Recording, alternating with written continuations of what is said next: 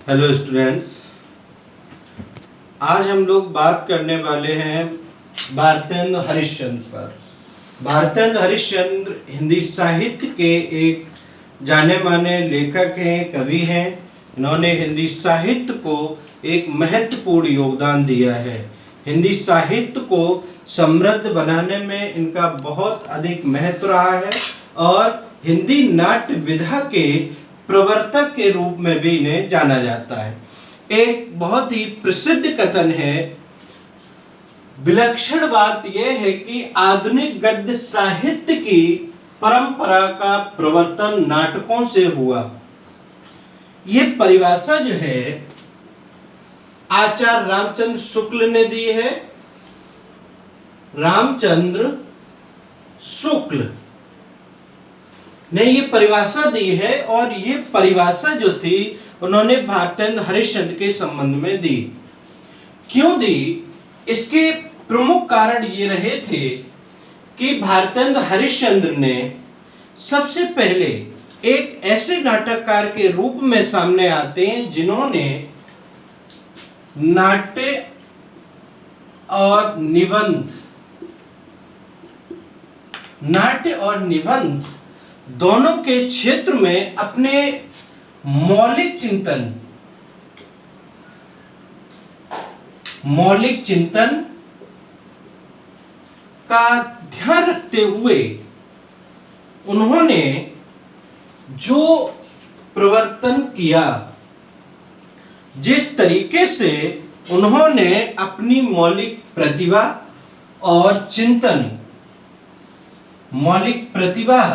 और मौलिक चिंतन दोनों का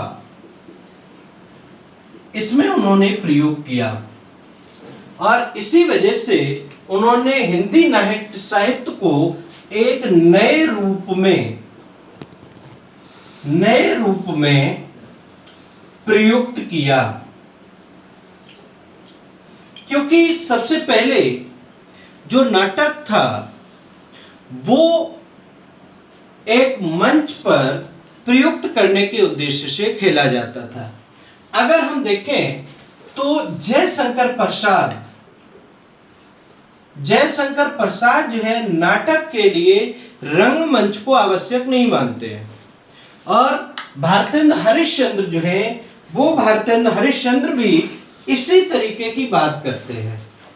उन्होंने नाटक के संबंध में 5 उद्देश्य बताए कि नाटक लिखने के ये 5 उद्देश्य में से कोई सा भी एक उद्देश्य होना चाहिए। तो सबसे पहला उद्देश्य उन्होंने बताया है हास्य, दूसरा बताया उन्होंने व्यंग,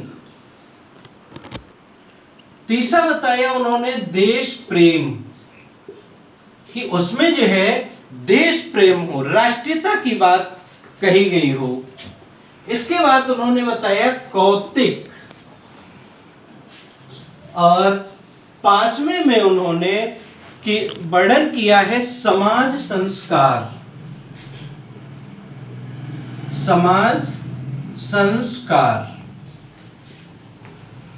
इन 5 में से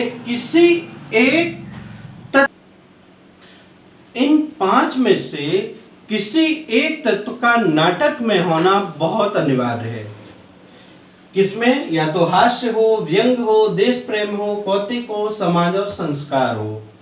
भारतेंद्र हरिश्चंद्र जो थे वो स्वयं इन तत्वों को अपने नाटक में लेकर के चलते थे। इसमें अगर हम देखें तो उनके जो नाटक है भरत जननी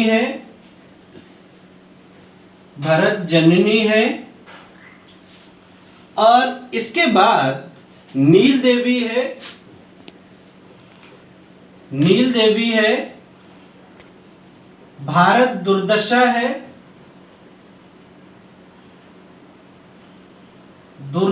है और इसके बाद जो अंधेर नगरी इनका नाटक है, अंधेर नगरी। ये 4 नाटक अगर हम देखें तो ये चारों नाटक जो है उन्होंने देश प्रेम के उद्देश्य से लिखे थे। देश प्रेम, भारत जननी, नील देवी, भारत दुर्दशा और अंधेर नगरी, ये 4 नाटक जो हैं वो उन्होंने जो है देश प्रेम के उद्देश्य से लिखे थे।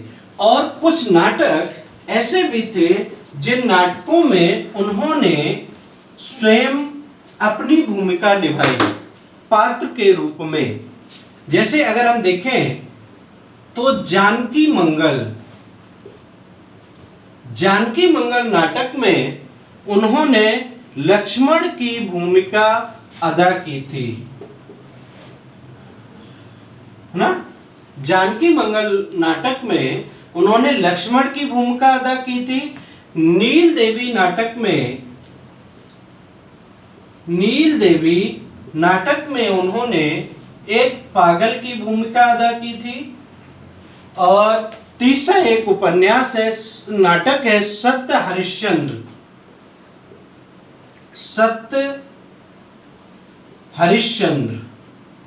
इस सत्य हरिश्चंद्र नाटक में उन्होंने हरिश्चंद्र की भूमिका अदा की थी ना। तो ये उनके नाटक थे जिनमें उन्होंने भूमिका के रूप में अपना रोल निभाया। और ये उनके वो नाटक हैं जिन नाटकों का उद्देश्य उन्होंने विभिन्न क्षेत्रों से लिया। जैसे भारत जननी है, नील देवी, भारत दुर्दशा, अंधेर नगरी, इनमें उन्होंने देश प्रेम को लिया है। जानकी मंगल नाटक में उन्होंने लक्ष्मण की भूमिका के रूप में काम किया। नील देवी में पागल की भूमिका के रूप में। सत्य हरिश्चंद्र में उन्होंने हरिश्चंद्र की भूमिका के रूप में काम। तो इसमें उन्होंने इन पात्रों के रूप में कार्य किया है। अब हम देखते हैं उनके कुछ नाटक और उन नाटकों के विषय क्या रहे हैं। जो इन्होंने नाटक लिखे हैं उन नाटकों के विषय क्या हैं। अगर आप लोगों ने हमारे YouTube चैनल को सब्सक्राइब नहीं किया है तो आप उसको सब्सक्राइब कर लें, लाइक करें और शेयर करें, ठीक है। देखिए अब हम देखते हैं उनके नाटक और विषय। उनके विषय क्या है, उनके कौन कौन से नाटक जो है प्रसिद्ध नाटक है और उनके विषय क्या रहे हैं। तो हम देखेंगे वैदिकी, हिंसा न भवति, ये उनका नाटक है। और इस नाटक में उन्होंने सामाजिक और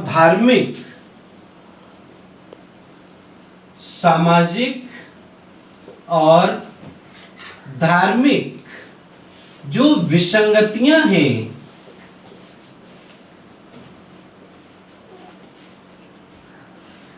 सामाजिक और धार्मिक जो विसंगतियां हैं उन पर उन्होंने व्यंग किया है, ठीक है। वैदिकी हिंसा न भवति, इस नाटक में उन्होंने सामाजिक और धार्मिक विसंगतियों पर व्यंग किया है। अगला है उनका भारत दुर्दशा।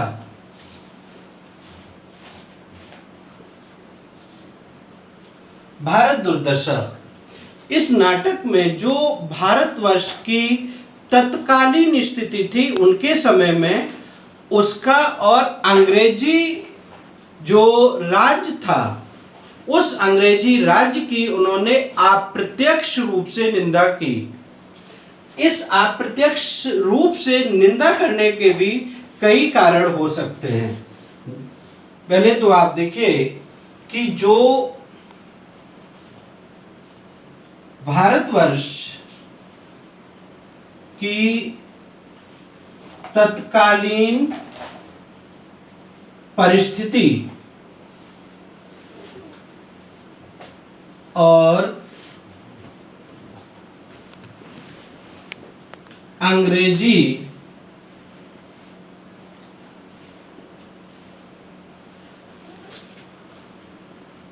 शासन की अप्रत्यक्ष निंदा, देखिए यहाँ पर ये जो अप्रत्यक्ष शब्द है, ये अप्रत्यक्ष शब्द आप समझ लीजिए कि क्यों उन्होंने अप्रत्यक्ष रूप से की, प्रत्यक्ष रूप से क्यों नहीं की। आप देखेंगे कि प्रेमचंद की एक कहानी थी सौजे वतन, जो अंग्रेजों ने जब्त कर ली थी सिर्फ इसलिए क्योंकि उसमें अंग्रेजों के खिलाफ लिखा था। इसके बाद कई ऐसी रचनाएं रहीं जो अंग्रेजी शासन द्वारा जब्त कर ली गई और उन पर सिर्फ अंग्रेजी शासन जो था उनके लिए प्रत्यक्ष रूप से लिख दिया गया था। उसके बारे में सुमित्रा कुमारी चौहान की एक कविता थी, जिस कविता को पर उन्होंने अंग्रेजी शासन के प्रति जो प्रत्यक्ष बातें थी उनको उन्होंने उसमें लिखा था। सीधे सीधे उन्होंने अंग्रेजी शासन के खिलाफ उसमें लिखा था। इसीलिए जो अंग्रेजी शासन था उसने उनकी रचनाओं को जब्त कर लिया और उन्हें जेल भी जाना पड़ा। इसलिए जो भारतेंद्र हरिश्चंद्र थे उन्होंने अप्रत्यक्ष रूप से इसकी निंदा की, सीधे सीधे उन्होंने अपनी बात नहीं कही, क्योंकि वो समझते थे कि इनके खिलाफ लिखने का कोई फायदा नहीं है। अगर इन्हें पता चल गया तो या तो जो रचनाएं हैं वो जब्त होंगी या हमको जेल जाना पड़ेगा। इसलिए उन्होंने सीधे सीधे बात ना कह करके अप्रत्यक्ष रूप से अपनी बात कही। हाँ चलो करो।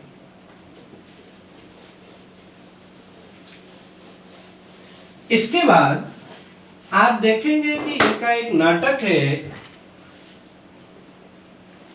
नील देवी। इस नील देवी नाटक में उन्होंने जो राजपूतानी आह्वान है, राजपूतानी आह्वान और वहां की स्त्रियों का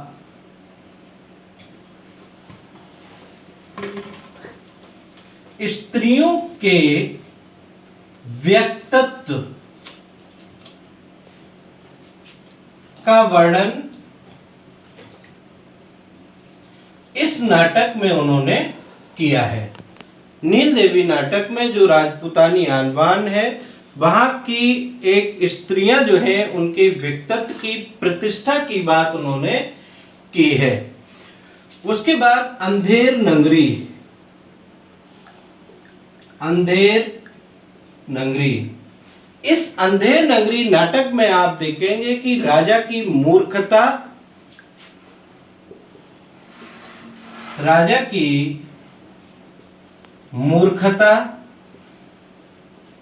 अन्याय और इसके साथ ही जो अंधेर गर्दी थी, अंधेर गर्दी थी, उस पर उन्होंने व्यंग किया है ना। राजा की मूर्खता, अन्याय और अंधेर नगरी पर उन्होंने व्यंग किया है। इसके बाद आप देखेंगे उनका नाटक है मुद्रा राक्षस। ये मुद्रा राक्षस जो नाटक है, मुद्रा राक्षस, ये नाटक जो है इनका राजनीतिक नाटक है और इस नाटक में उन्होंने जो चाणक्य है, चाणक्य है उसकी कूटनीति को, चाणक्य की कूटनीति को उन्होंने इसमें जो उसका महत्व रहा है उसका वर्णन उन्होंने किया है ना। राजनीतिक नाटक है, चाणक्य की कूटनीति के महत्व का उन्होंने वर्णन किया है। इसके बाद है इनका एक नाटक दुर्लभ बंधु, दुर्लभ बंधु। देखिए इस नाटक के बारे में मालूम है कि ये शेक्सपियर का नाटक है और इसका जो मूल रूप था वो मर्चेंट ऑफ वेनिस था। मर्चेंट ऑफ वेनिस से उन्होंने दुर्लभ बंधु नाम से यहाँ पर अनुवाद करके इसको लाए हैं। इसमें उन्होंने शेक्सपियर की जो रचनाएं थी ना, जो प्रसिद्ध नाटक था उनका, उसका भारतीयकरण इसमें उन्होंने किया है। इस नाटक में शेक्सपियर की जो कथा है उस कथा का उन्होंने यहाँ पर भारतीयकरण किया है। अगला उनका जो नाटक है वो नाटक है आपका सत्य हरिश्चंद्र। सत्य हरिश्चंद्र, इस सत्य हरिश्चंद्र नाटक में उन्होंने जो सत्य का आदर्श है, सत्य का आदर्श है, उसको प्रतिपादित किया है। सत्य हरिश्चंद्र नाटक में उन्होंने जो सत्य का आदर्श है उसको प्रतिपादित किया है। इसके बाद है उनका भरत जननी। इस भरत जननी उपन्यास में जो नाटक में भरत जननी नाटक में पारस्परिक कलेश, ईर्ष्या, द्वंद्व इत्यादि जो चीजें हैं उन सब के परिणाम स्वरूप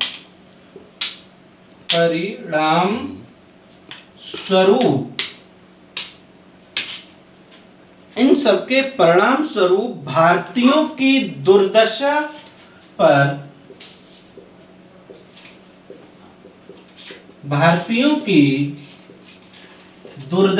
पर आंसू बहाए हैं। तो भारत जननी नाटक में उन्होंने पारस्परिक कलेश, ईर्ष्या, द्वंद्व आदि के परिणाम स्वरूप जो भारतीयों की दुर्दशा हुई है उस पर उन्होंने आंसू बहाए हैं। तो आज की वीडियो हम यहीं समाप्त करते हैं, मिलते हैं अगले वीडियो में। और अगर आपने हमारे YouTube चैनल को सब्सक्राइब नहीं किया है तो आप उसको सब्सक्राइब कर लें, लाइक करें और शेयर करें।